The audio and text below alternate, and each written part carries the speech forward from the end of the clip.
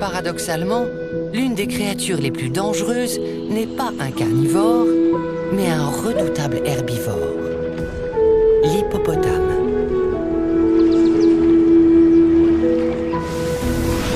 Seul le crocodile du Nil fait autant de victimes humaines que lui. Ces végétariens hyper agressifs sont armés de canines aussi longues qu'un avant-bras et de mâchoires capables de broyer un homme. Mais surtout, ils s'emportent facilement. Ils chargent dès qu'ils sentent la menace trop proche.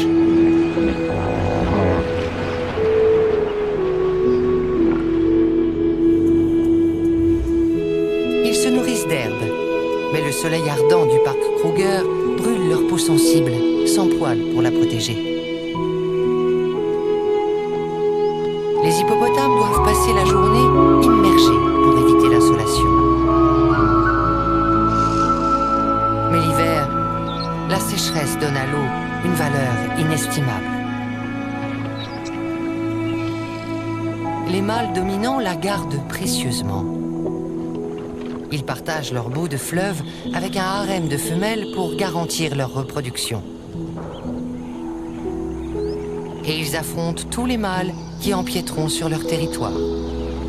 Le mâle qu'on associe le plus communément à ces points d'eau est l'hippopotame amphibie.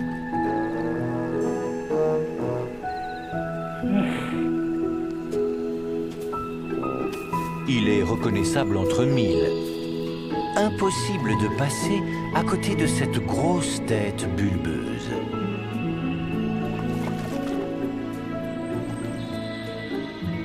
Aucun animal ne lui arrive à la cheville. C'est l'un des rares animaux de la planète à pouvoir faire cela. Grâce aux puissants muscles de sa mâchoire, l'hippopotame est capable d'ouvrir la gueule à près de 180 degrés. Contrairement à d'autres gros mammifères terrestres, l'hippopotame est un animal semi-aquatique. Il passe la majeure partie de son temps dans les fleuves et les lacs. C'est la raison pour laquelle ses yeux, ses narines et ses oreilles sont situés sur le sommet de son crâne. Il peut ainsi continuer à voir, entendre et respirer tout en étant presque entièrement immergé. Mais sa tête n'est pas sa seule caractéristique parfaitement adaptée à une vie aquatique. Son corps, en forme de tonneau, possède un squelette capable de supporter son énorme poids sur la terre ferme. Mais lorsqu'il entre dans l'eau, sa grande taille est plus un avantage qu'autre chose. Elle lui sert de lest, lui permettant de rester immergé.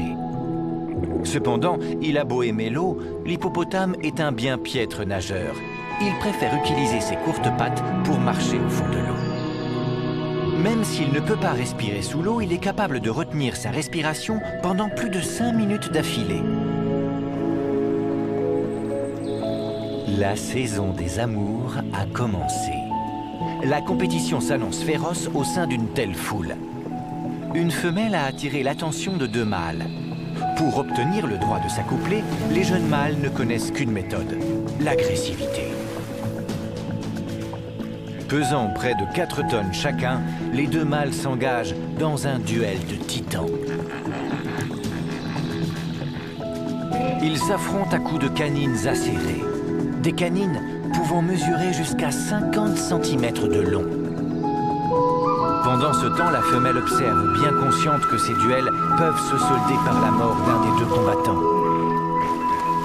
Le plus petit mâle préfère battre en retraite. Mais malgré tous les efforts du jeune vainqueur, un mâle dominant arrive pour réclamer son dû. Comprenant qu'il est hors compétition, le jeune mâle se retire à son tour. Comme pour la plupart des événements de la vie d'un hippopotame, l'accouplement se passe dans l'eau. De même que la naissance des petits. Les nouveau-nés peuvent peser jusqu'à 45 kg. Bien qu'étant né dans l'eau, le petit ne peut rester immergé qu'une trentaine de secondes.